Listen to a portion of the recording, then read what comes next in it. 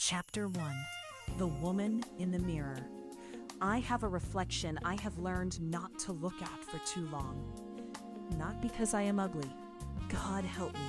I know I am not ugly. That is actually the problem.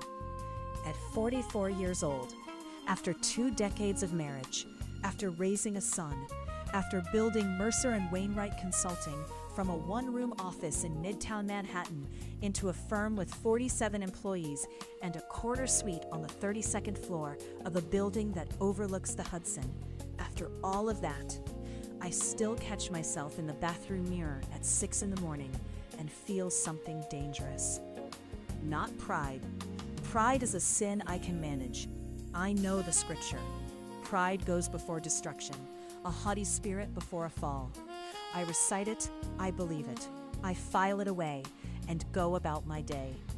What I feel standing in that mirror is something I don't have a scripture for. Or maybe I do, and I refuse to find it.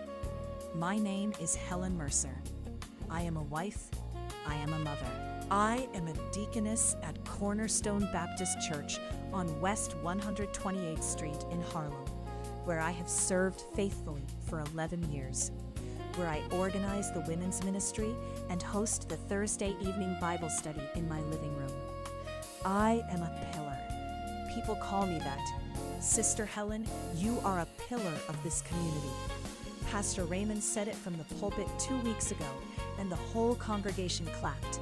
I sat in my pew and smiled and thought, pillars do not move. Pillars hold other things up. Pillars stand still and do not shake and do not want. My husband Douglas is a good man.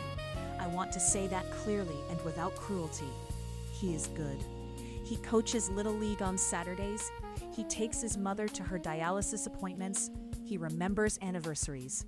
He is the kind of man that other women point to when they are trying to explain to their daughters what stable looks like. He just has not really looked at me, truly looked at me, in about 6 years. I stopped counting exactly when it happened. At first I thought it was the business stress, then his knee surgery, then his mother's illness. I made excuses for him, the way you rearrange furniture in a room so you stop noticing how cold it's gotten. You find ways to keep yourself busy. You pour yourself into work, into church, into your son's school fundraisers. You kneel at the side of the bed and you pray, genuinely, desperately, on your knees on the hardwood floor, and you ask God to remove this hunger from you, because hunger without an outlet curdles into something you don't want to name.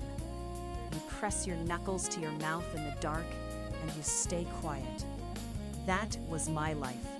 Ordered, respected, quietly desperate.